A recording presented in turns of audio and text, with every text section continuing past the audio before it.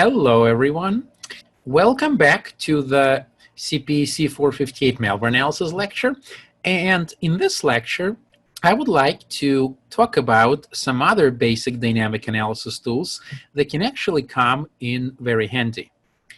In the last lecture, we talked about Procmon, or Process Monitor, which is a tool that allows us to analyze the different operations that the process performs. They include things like registry operations, opening files, modifying files, starting new threads, closing new threads, etc. As useful as Procmon is, we can increase the power of what we can do by learning about a few other tools. So another tool that is related to process analysis is called Process Explorer. Process Explorer monitors the running processes, and it allows us to get all kinds of information about the processes as well as perform different operations on them. All of this can be useful in helping us analyze potential malware samples. So let's take a look at how Process Explorer actually works. So here I have Process Explorer running, and you can start it by clicking Process XP on your desktop. And what we get right here is a tree that shows the relationships between all of the processes on my system. That is, right here we have a process called system, and the system process is the parent of the process called interrupts. It is also the parent of the process called smss.exe, which basically means that the system process has created the interrupts process, and smss.exe has created CSRSS process. And we can see this going on for quite a while. Now, let's select an interesting process. We can really select any process that we like, but let's say that I select the process called cmd.exe. So I'm going to click on properties, and it will give me all kinds of very interesting information. The image tab gives me information about the executable file itself from which my program was loaded. It gives me the version, it gives me the manufacturer, it gives me the name. It also gives me a way to, for example, maximize the process, or I can use it to kill the process. So if I click it, it'll kill cmd.exe, all right? I'm not actually going to go ahead and kill it because I would like to talk about the other tabs. Now, next, there is the Performance tab, which gives me information about the CPU usage of the process, about its memory usage. So this is the virtual memory usage, and this is the physical memory usage. If you remember, the virtual memory is the memory that is seen by the process, and the physical memory refers to the actual physical RAM. And the operating system creates an abstraction called virtual memory, where the memory to a process looks like just one big flat chunk of memory that is super big, when the physical memory is actually how that virtual memory is implemented. It also gives you information about the process I/O usage, how many bytes it has written and read from the devices. And this gives information about handles that the process has opened. For example, the handles to files, other processes, etc. Over here, we have a graphical representation of the process performance. So right here, we have the CPU usage, here we have the memory usage, and here we have the I/O usage. Here, we get information about the network usage and the disk usage. So how many bytes were sent and received to and from the network. Over here, we have disk information, which gives us information about how many disk reads we did, how much data we read from the disk, how much data we written to the disk, etc. This one, the tab called Threads, it gives us information about each thread inside the CMD program. A single program can have multiple threads of execution. If you remember, a program can execute in many places at the same time with multiple threads, and each thread gets its own set of resources, such as its own execution stack and some other data structures. But anyway, this one gives me all of the threads inside the program, and I can click on the stack, for example, to see some information about the stack of the only thread inside the CMD program. The TCP/IP tab gives me information about the network connections, specifically connections using the TCP/IP protocols that are being established between this program and the remote systems. So right here, we don't see anything interesting, all right? There are no connections that are being made. There is also a security tab, which gives us more information related to the security of the SEP, such as privilege levels. We can see it right here. We can see some user permissions right here. So interesting information and could be useful.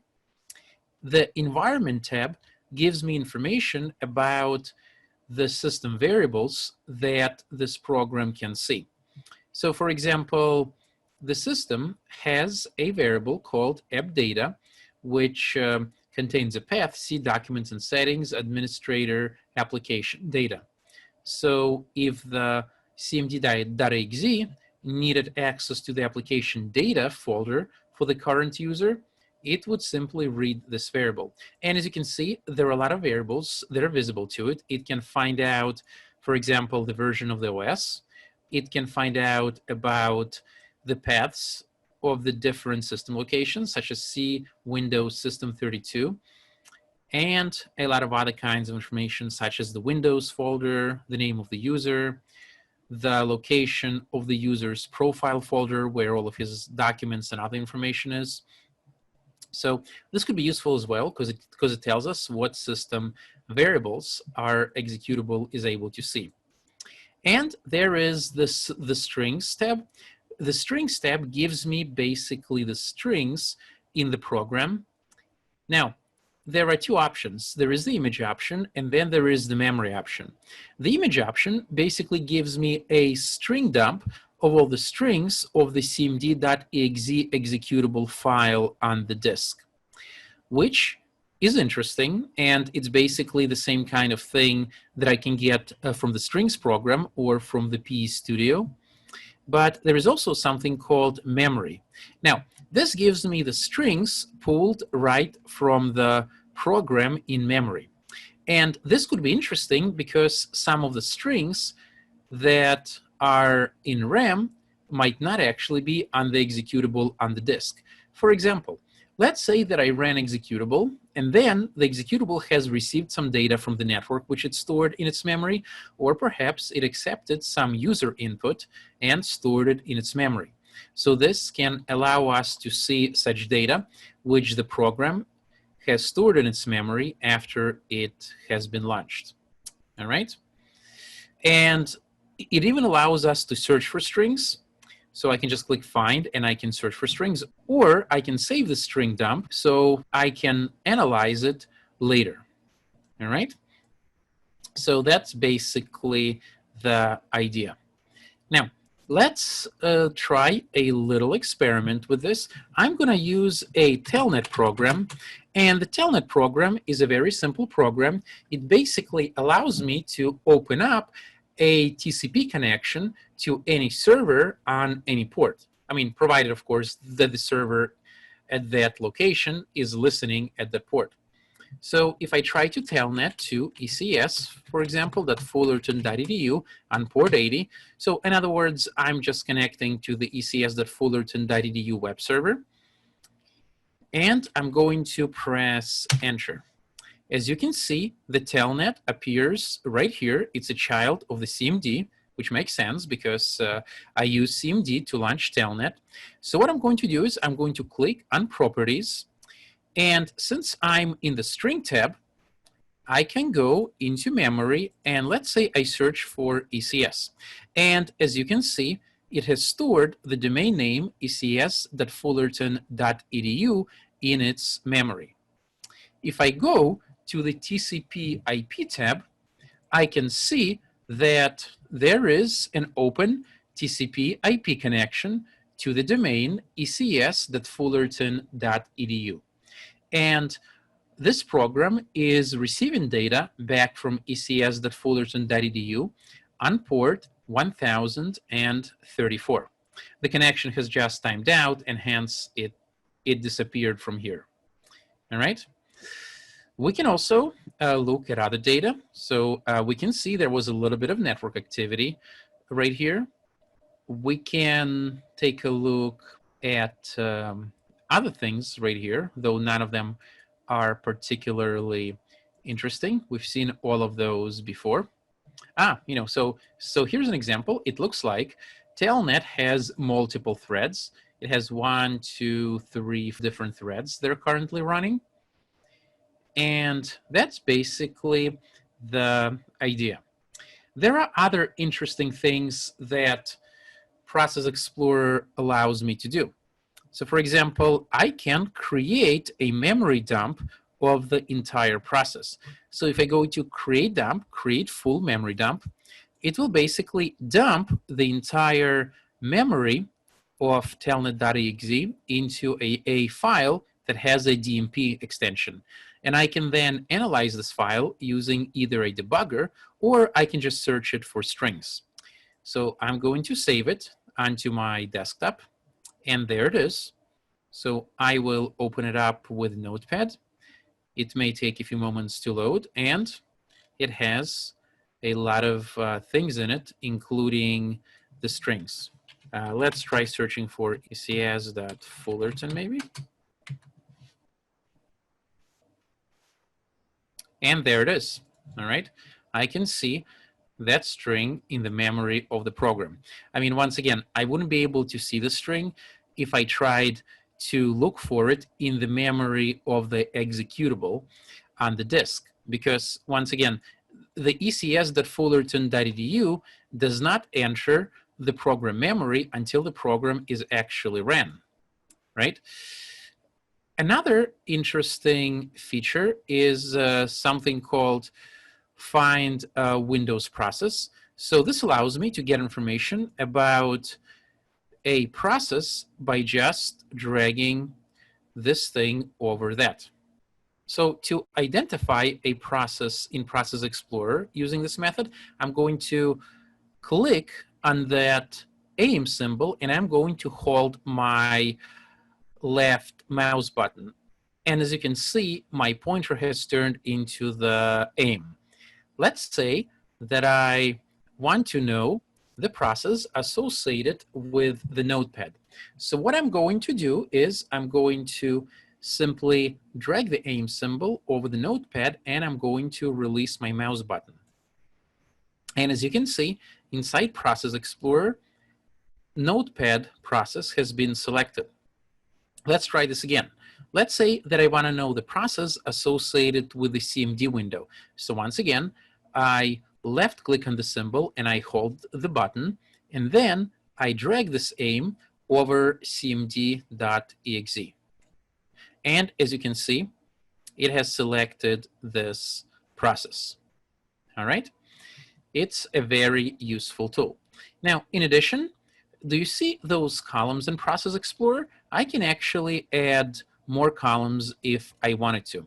So to do that, I can right click on the column, any column will do, and then you would select the Select Columns option.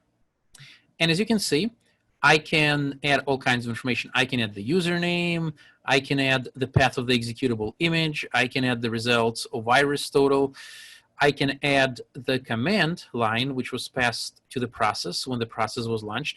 I can add all kinds of options, all right? So, and I'm going to click OK. And as you can see, the new columns that I have selected, they appear right here. So here you have the usernames, here you have the path of the executable image.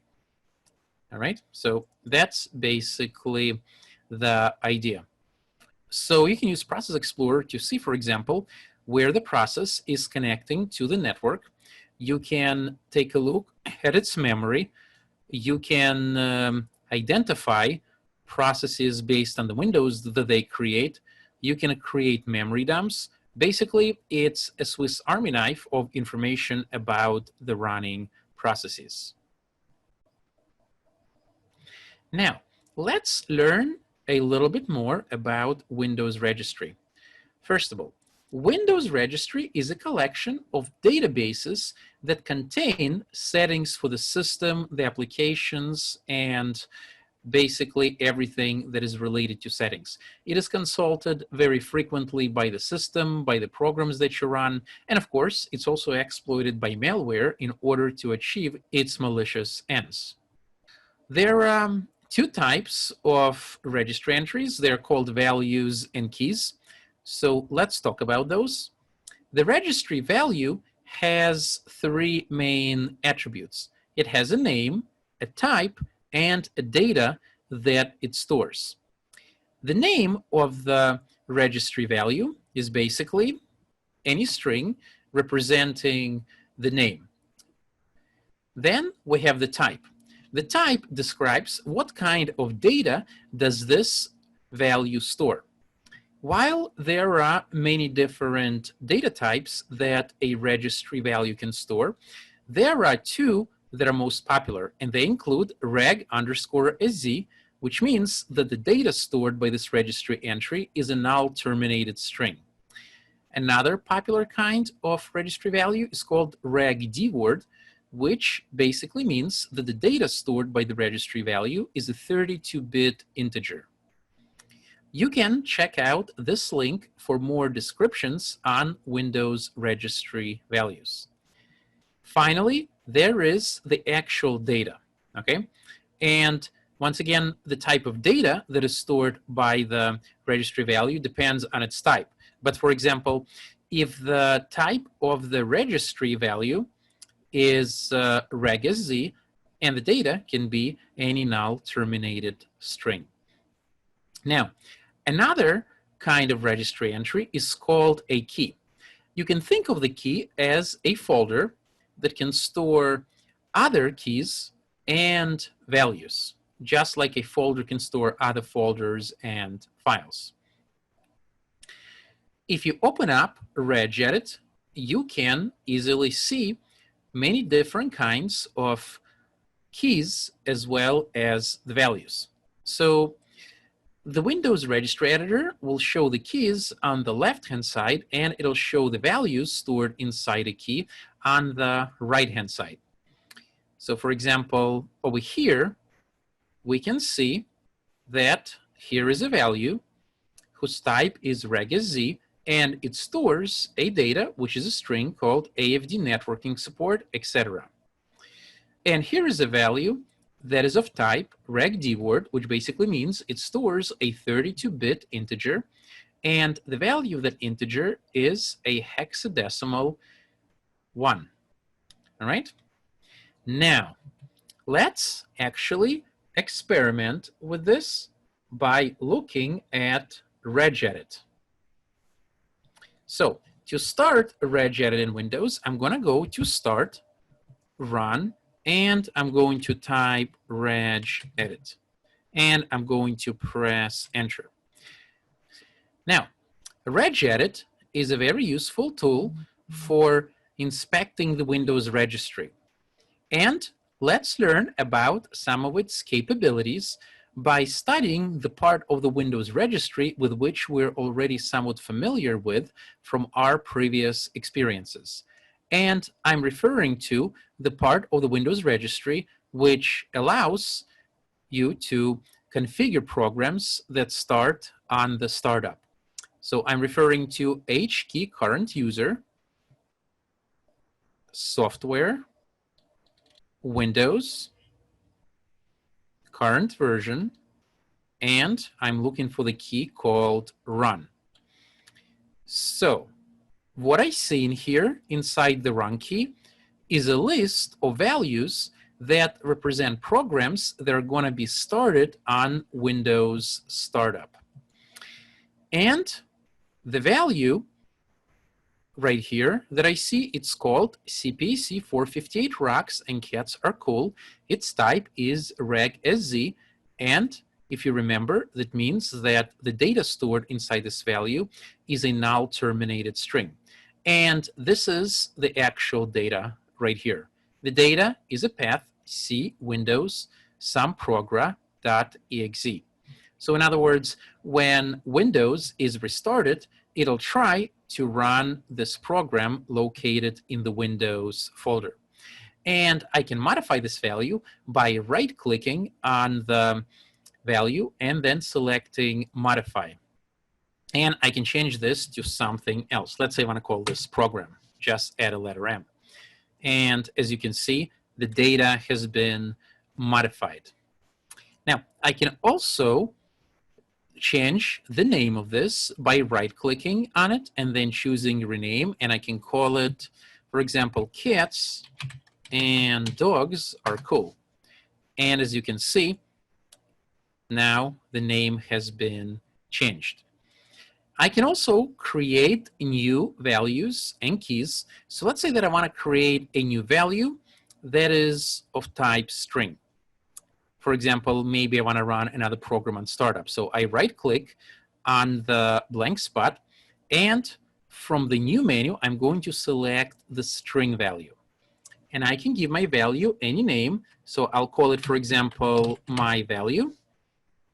And I'm going to then go to modify, and I will add the actual data. So I can do C, for example, Windows, and I'm just making this up, system 32, my cool malware.exe.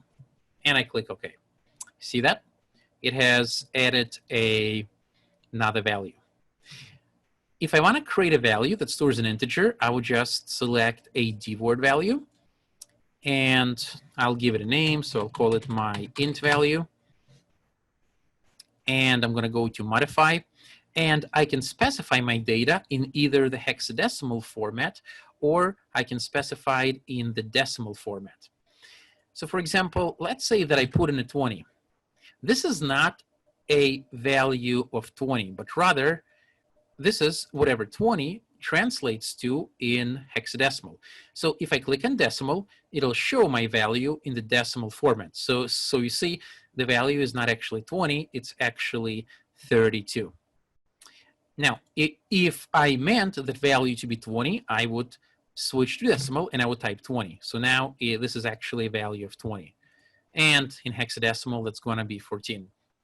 And when I'm in hexadecimal format, I can also use hexadecimal digits. I can use, for example, EF, which are valid hexadecimal digits. I hope you remember that from your earlier classes. And once I'm done, I can just click OK. Now, if I wanted to delete the values, I can delete a value by just selecting it and pressing delete. It'll ask me, do I want to delete this? And I'll say yes, and it'll delete the value, and I can delete this as well. Also, I can create keys just as easily. I can right-click on Run, and I can choose New and Key. So as you can see, create another key, and I can call it My Cool Key. And I can select that key, and then underneath that, I can create a bunch of values. For example, I'm just creating some random values here. All right? To delete a key, it's just as easy. You just select the key and you press delete. It'll ask you to confirm that, and I'm going to say yes. And now the key is gone. Another useful feature of RegEdit is the ability to search your registry. And I can search the registry for keys, for values, or whatever is stored inside values. So to do that, I can select my computer so that the entire registry is going to be searched. And then I'm going to go to Edit, Find, and then I'm going to enter the search string. And let's say that for some reason I want to find everything that is related to the string 7-zip. And if I check keys, it will look within the key names. This will look within the key values, and this will look within the data of the values. And then I would click Find Next, and as you can see, it has found a key that is named 7-zip. All right, so definitely use RegEdit. And for example, if you've seen malware modify registry, perhaps in Procmon, then you can open up regedit and see if those changes are still there. Okay, perhaps some of those changes are persistent. Now, speaking of Windows registry, let's learn about another useful malware analysis tool that can help us better understand the Windows registry and how the malware messes with the registry. To do that, I'm going to be introducing another tool called RegShot. What is RegShot? RegShot is a tool which allows you to create a snapshot of your registry and then create another snapshot of your registry and then compare those two shots. RegShot is going to tell you what changes were made to your registry. For example, what new keys were added, what keys were deleted, what new values were added / deleted, were there any values that were modified, etc.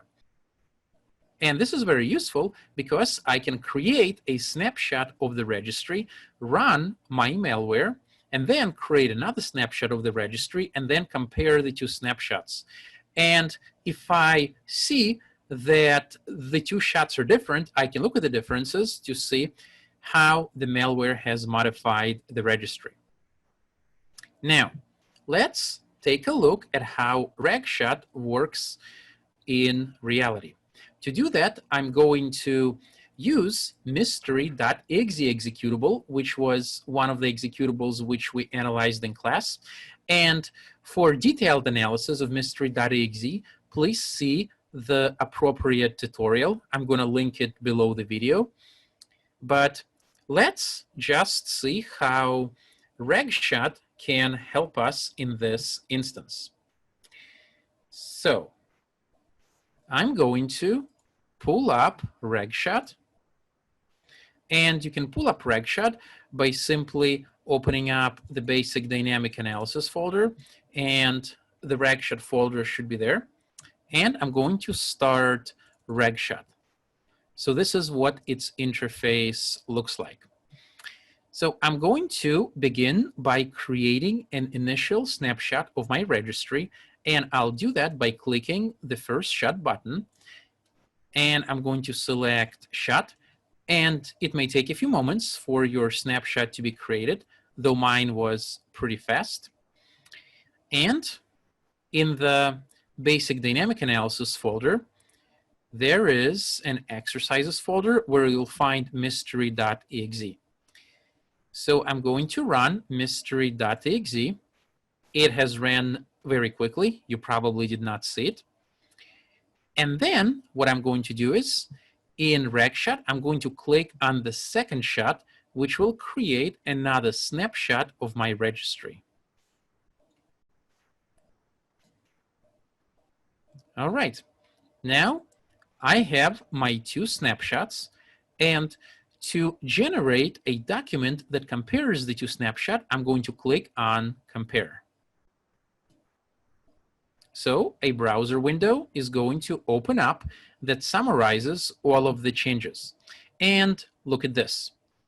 This column right here tells me about the new keys that have been added to the registry.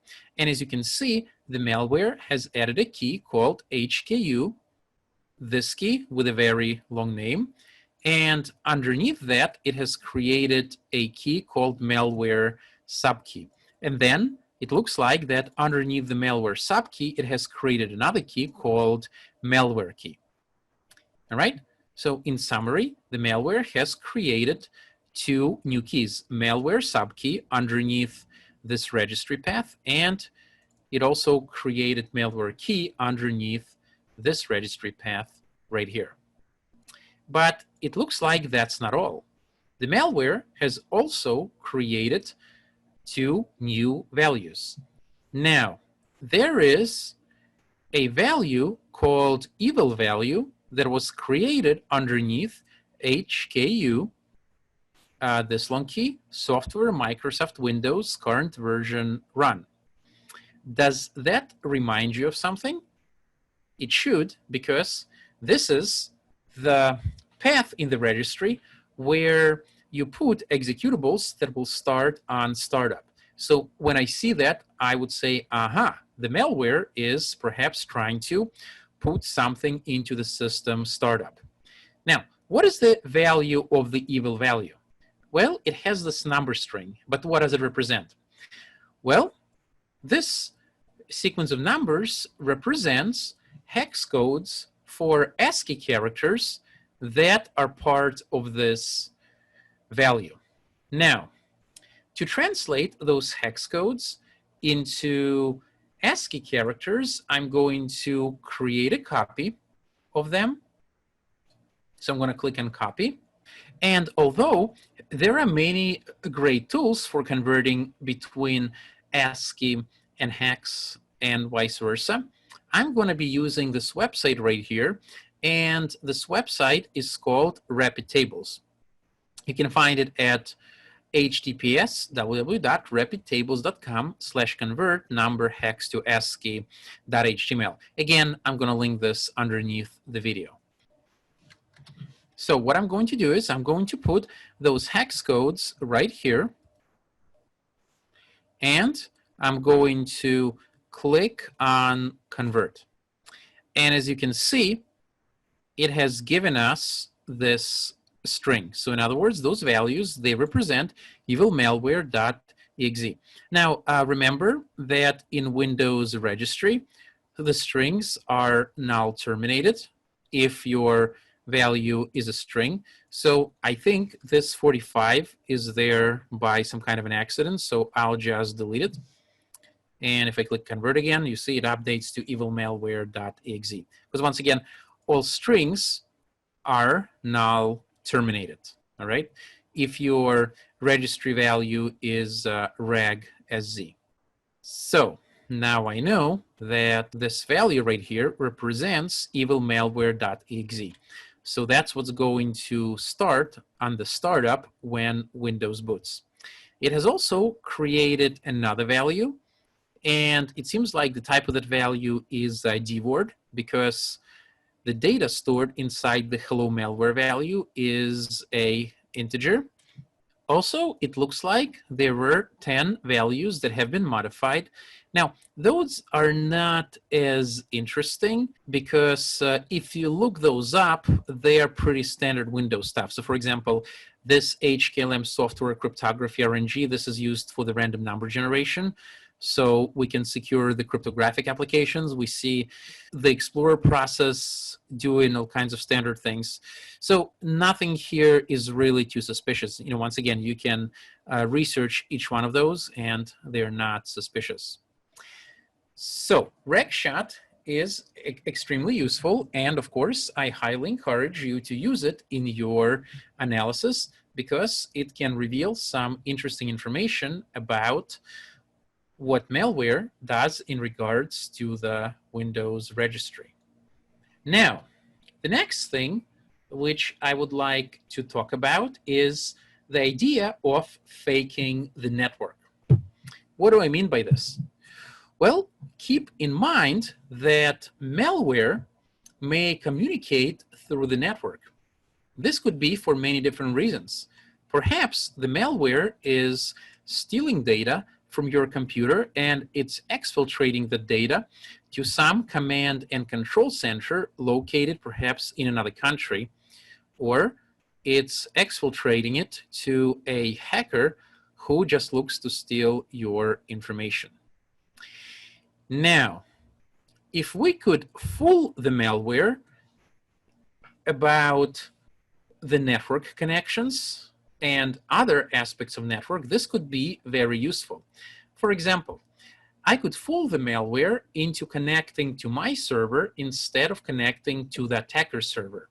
So when malware calls home, instead of calling back to the attacker server, it'll connect to my server.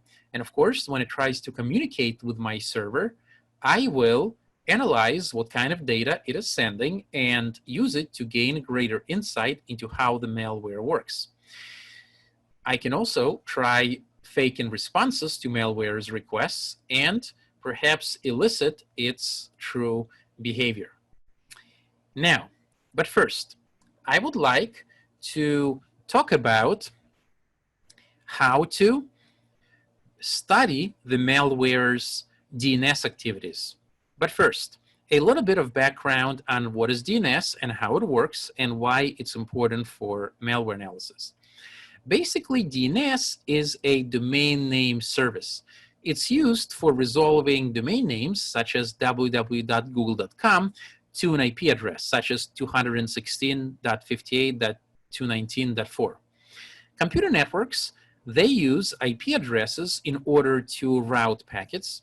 However, IP addresses are difficult for people to remember, so oftentimes domain names are used just so you have a human readable representation of the server address. Whenever you use a domain name, your application will contact what's called a DNS server, and to the DNS server, it'll send a domain name, such as google.com, and it'll ask the server the question, hey server, can you please tell me what is the IP address of www.google.com, as an example. And the server is going to find out the IP address associated with www.google.com, and it'll return it to your application. And then the application will use that address in order to connect to the actual target server. Now, if the DNS server does not know the IP address associated with the requested domain, then the server will send a response called an X domain, which basically means that I don't think your domain exists, or at least I don't know about your domain. All right? That's basically the idea about DNS. Hopefully, you have already learned this in your CPC 471 computer communications course, or you will learn it soon. Now, just like any application, malware may be communicating to the server, and that server to which the malware is trying to communicate, it has a domain name. Perhaps that name is malware.evil.com. So, let's say that the malware has landed on your system and it has stolen some private information, and it now wants to upload that information to attacker's server located at the domain malware.evil.com. Well, before the malware can connect to the server, it actually needs to know the IP of the server. And to find out the IP of the server, the malware will have to first contact the DNS server and ask, DNS server, can you please tell me the IP address of malware.evil.com? And hopefully, from the malware's perspective, the server is going to reply back with the IP address associated with malware.evil.com, and then the malware will connect to this IP address and upload the stolen data. Now, typically, in the real world, malware may have multiple domains that it uses. Why is that? Well, think about it this way. Let's say that malware tries to connect to the server located at malware.evil.com, but that server happens to be down. Or maybe that server has already been identified by the malware analysts and it has been taken down. Well, in that case, if the malware fails to connect to the server located at malware.evil.com, it may then try to connect to another domain, and another, and another, and another. For all we know, it can have a list of backup domains. And of course, you would be very interested in knowing what is that list of domains. And this is where faking a network can be very useful. There are many tools which can allow you to intercept DNS requests and to spoof responses to them in order to fool malware. One of such tools is ApateDNS, and what ApateDNS application allows you to do is it can intercept the DNS requests from malware, and it can display them, and it can also spoof responses to them. So for example, instead of actually contacting the DNS server, ApateDNS will spoof an IP address that you told it to spoof. and that IP address can belong to your server, and malware may end up thinking that the IP of the domain that it's looking for is actually the IP of your server. Now, let's take a look at how this works. This is normal operation. So in a normal mode, ApateDNS basically just acts as a middleman between the malware and the DNS server. So the malware, or any application for that matter, sends a DNS request and it asks, what is the IP address of malware.evil.com? ApateDNS will intercept this request and display it so you can see it, and then it'll forward that request to the DNS server.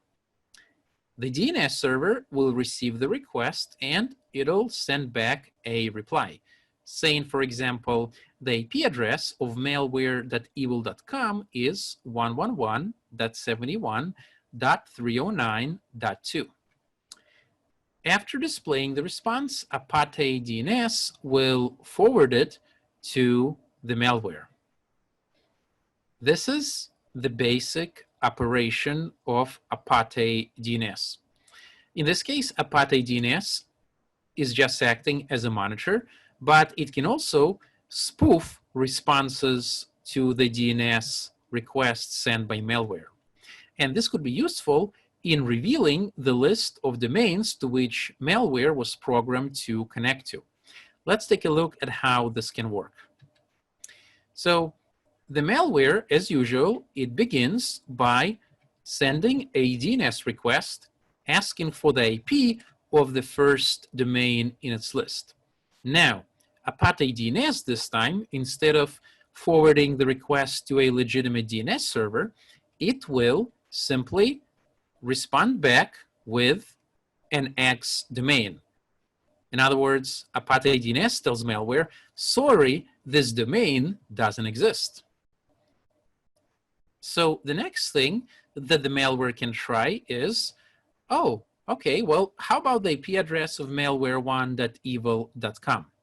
And ApateDNS can, of course, reply with an X domain again.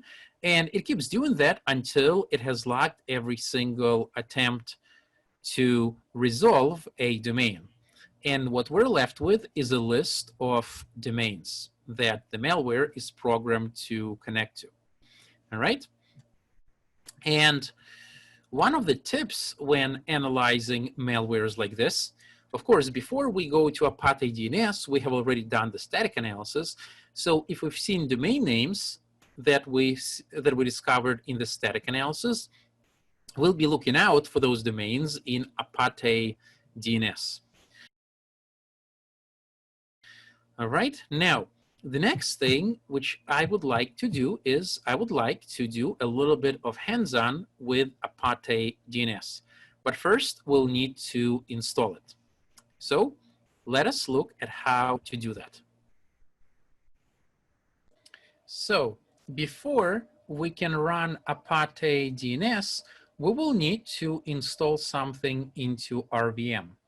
So what you're going to do is you will enable the network communication, and then you will go to this Microsoft URL. Once again, I'm going to link it underneath the video. This is the URL for installing something called Windows Installer 3.1, because ApateDNS will not work without it. So I'm going to select English, and I'm going to click on Download. And basically, you can just select this file. It's all you need. And then you can click Next. And you're going to click Save. And you're going to run the file. You're going to choose Run. And you will let it do whatever it needs to do. So I'm going to accept the agreement. And I'm going to wait for it to install. You may need to reboot your system after that.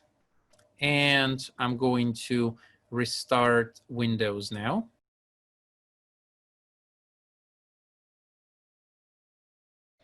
All right. So my Windows has just restarted. And now I'm ready to begin the installation of ApateDNS. So what I'm going to do is I'm going to go to the basic dynamic analysis program bundle, and in there, I'm going to find ApateDNS. And there it is. And I'll copy it onto my desktop just to make it easier. Now, before I can run ApateDNS, I also need to install something else. There is a file included. It's called .NET Fix 3.5 Setup. So I'm going to click on that, and I will go through the motions of installing this piece of software. It may take a few minutes. So I'm going to accept the agreement, and I'm going to click on install. And it'll take a little bit of time to download and install everything.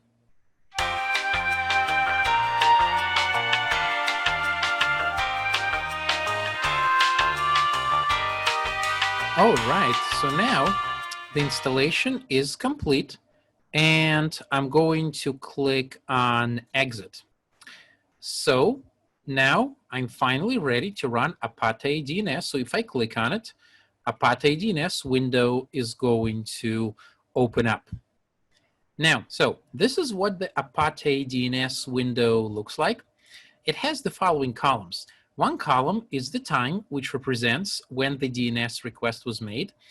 The second column is the domain that was actually requested. And this column right here represents the response which was received. There are also some settings right here. The start server is used to basically tell ApateDNS to start intercepting and doing its job, and stop server is used to stop ApateDNS operation. So what I'm going to do is I'm going to first test how ApateDNS actually works. Now, to test ApateDNS, what I'm going to do is I'm going to open up the Firefox browser, and I'm also going to enable my network. I have already done that. And I'm going to start the ApateDNS server. Then I'm going to visit some websites in my browser, and I'm going to observe whether ApateDNS actually displays any DNS requests. So I'm going to visit mgoffman.acs.fullerton.edu. And as you can see, we get a bunch of domain requests. So there is a DNS request for fullerton.edu. There is a domain request. There is a request for binghamton.edu. There is a request for LinkedIn. Here is another request for fullerton.edu.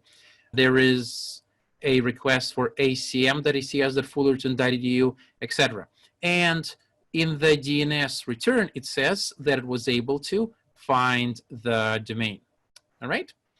So this is how ApateDNS works when it's simply displaying the DNS requests and responses. Now, let's experiment with ApateDNS capability to send domain does not exists. So to do that, I'm going to enter a value in this field, for example, 99. This basically means that the first 99 DNS requests that are intercepted by ApateDNS, ApateDNS will reply with domain not found. So to begin the process, I'm going to click on Start Server.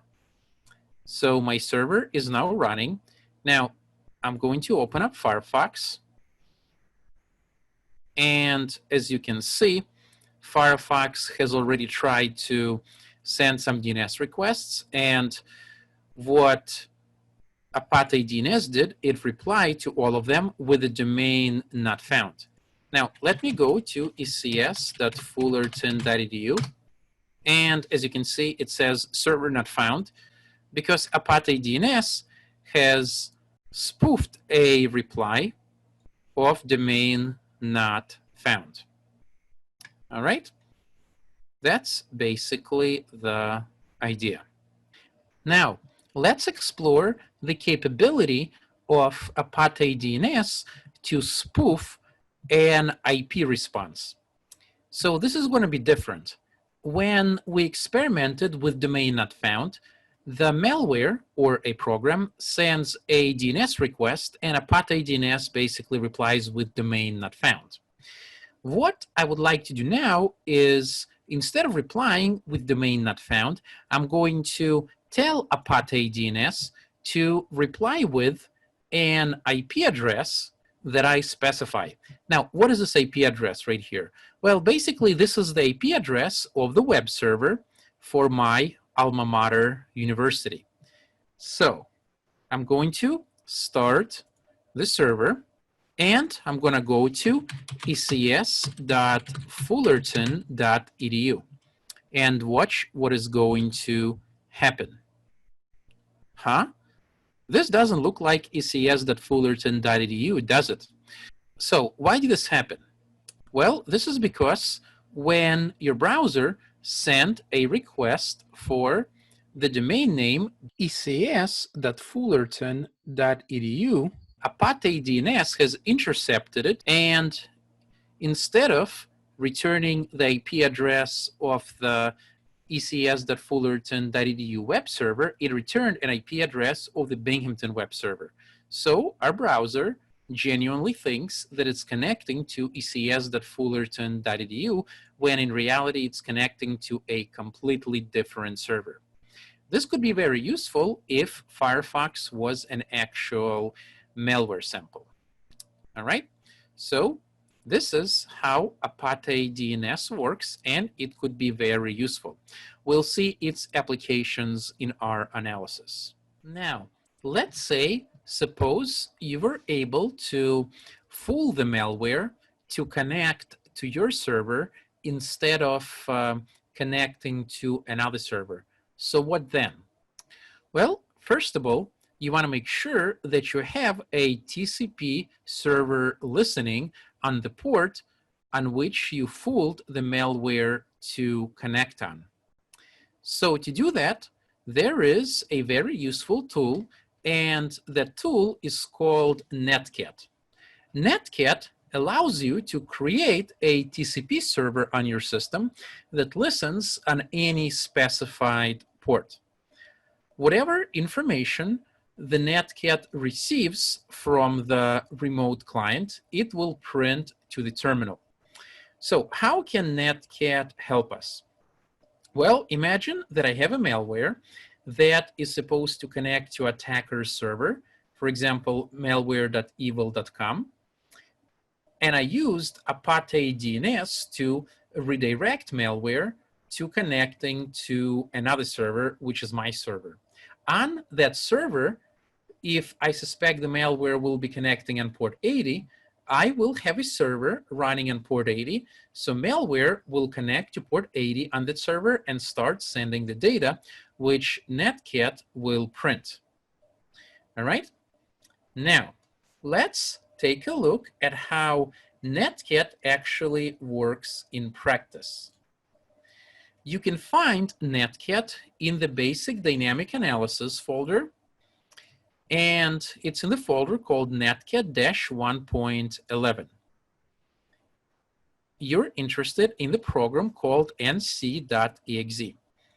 So to run Netcat, you will need to start a terminal, and then for ease of use, you can simply go to the window, select the nc executable, and then drag it into the terminal. Now, to have the Netcat create a server on port 80, you would simply add a switch -L, which means listen, and -P, which specifies the port number, and I'm going to put port number 80. In other words, I'm saying, Netcat, please listen on port 80. So Netcat is going to block the terminal. It's waiting for connections. And we can always test this by starting up Firefox. And inside Firefox, what I'm going to do is I'm going to tell Firefox to try to connect to local host. So in other words, Firefox will try to connect to a web server that is running on the current VM.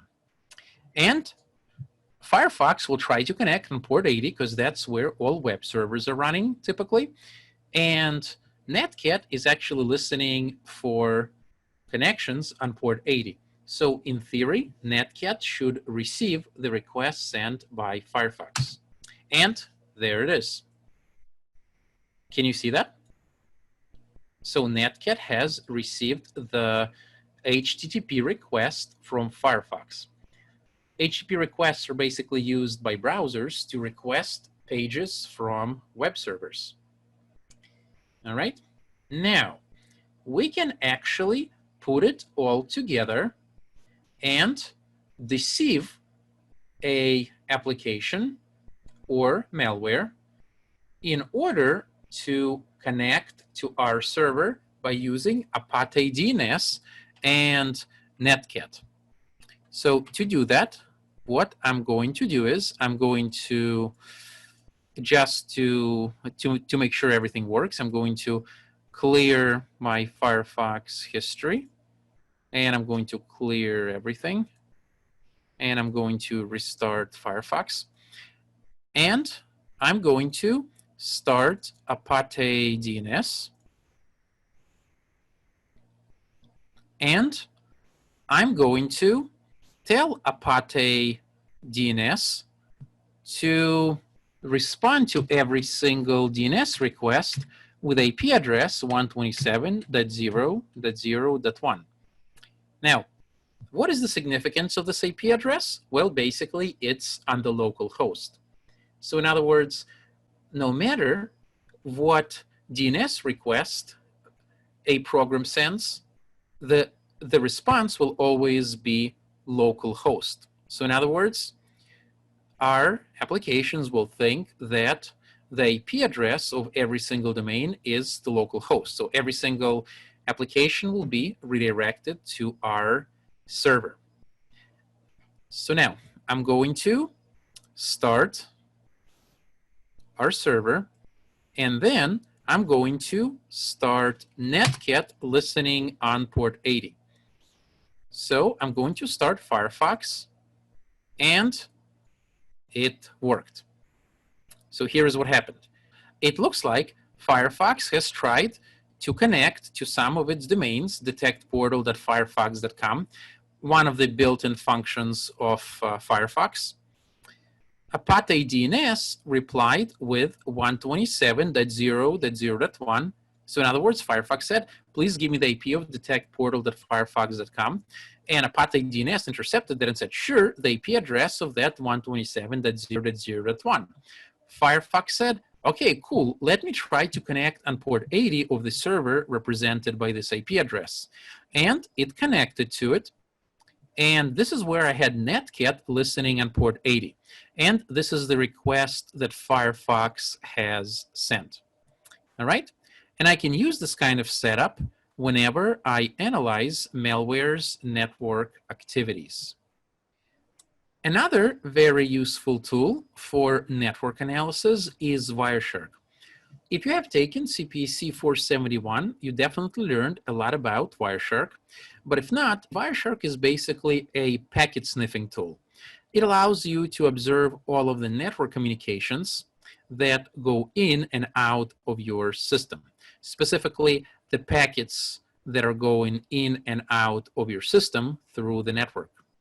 This can be very useful because if you have a malware that you're suspecting of communicating through the network, well, Wireshark can reveal the malware's network communications. So let's give that a try. I'm going to open up Wireshark, and I can easily do that by simply clicking the Wireshark icon on my desktop, and Wireshark will load, and I'm going to click Start. And of course, it goes without saying that you want your network enabled in order for this to work. And then I'm going to open up Firefox, and I'll just go somewhere, say ecs.fullerton.edu, in order to create some network traffic. And as you can see, I have created a lot of network traffic. And by the way, this is real time. So as packets are intercepted, they appear right here. And I'm going to click on stop to stop Wireshark from capturing. And I'll go to the very beginning. So let's take a look at those columns. The number represents the number of the packet that was captured. So Wireshark labels all packets starting with 1 until some maximum number. And it numbers it based on the order in which the Wireshark intercepted them. The time column shows the timestamp when it captured the packet. The source column represents the source IP of the packet. The destination column represents the destination IP address. The protocol represents the protocol of the packet. The length is how big that packet is. And the info column gives me information about this packet that I may find useful.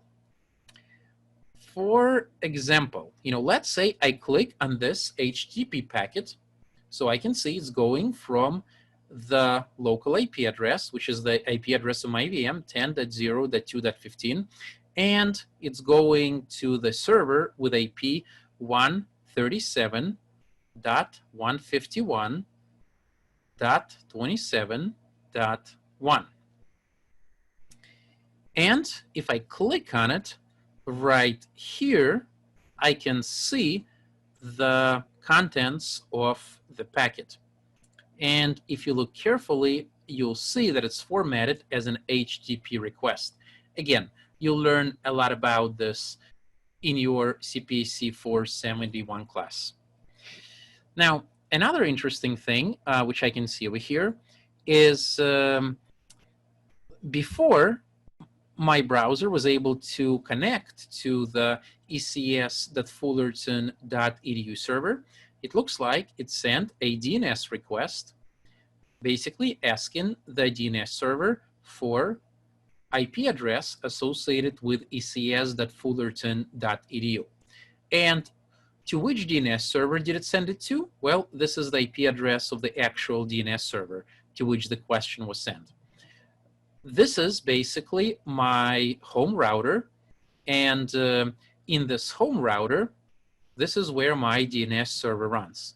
But that's not really that important. So, and then this message right here represents the response from the DNS server. So it's going from the DNS server to my VM. And inside that response message is the IP address associated with 137.151.27.1. All right. And then you can see right here that my VM is opening a TCP connection to that server. And then eventually, once the connection is opened, it sends an HTTP request. Well, anyway, Wireshark can be very useful for monitoring network activity when you're doing your analysis. Now, there are also other tools out there that can be useful, and one of those tools is called iNetSim.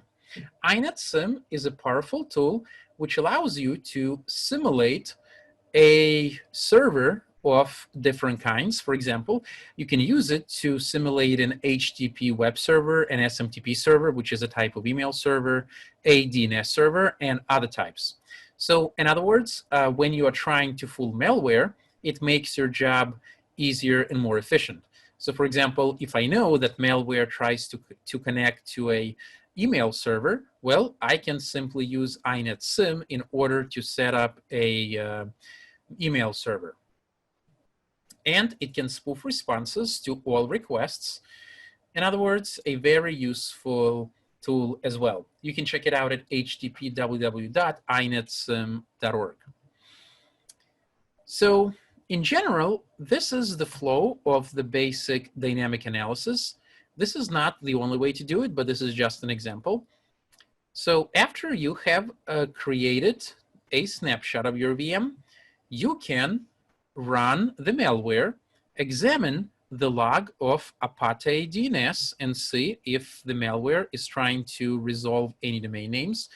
Also, at the same time, you can be running Process Monitor or Procmon, and you can look at the files that the malware is accessing or created and take notes. You can look at Process Explorer if the program hangs around long enough, and you can see whether it's creating things like mutexes, which are used to synchronize processes. So if there is a shared resource to which multiple processes have access, for example, a shared file, mutexes can be used to ensure that only one process accesses that resource at a time. And creation of mutexes can also be useful in malware analysis, as we'll see in the future exercises. You can also be running inetsim in order to fool malware to connecting to your server instead of to the server it is actually supposed to connect to, and analyze whatever malware is sending you. Perhaps spoof some responses in order to get the malware to reveal more about its behavior. Or instead of inetsim, you can also use Netcat, though a somewhat less powerful tool. It can also achieve some of those things that inetsim can achieve. And you can also be running Wireshark, which will basically give you all the traffic that is going in and out of your system. And by analyzing the Wireshark traffic, you'll be able to see what communications are going on. All right. So this concludes our basic dynamic analysis lecture. Although the basic dynamic analysis is useful, it's not enough. We'll need more. So that's why we'll also be learning about advanced static analysis and advanced dynamic analysis, which will give us the tools and techniques necessary to actually reveal the exact functionality of malware. Now, to solidify your understanding of these concepts, please try analyzing the executables provided with the basic dynamic analysis file bundle, which include 1.exe and 2.dll. We'll go over them in the next class. All right, thank you so much for sticking with me, and don't give up, keep trying, and you'll figure out what the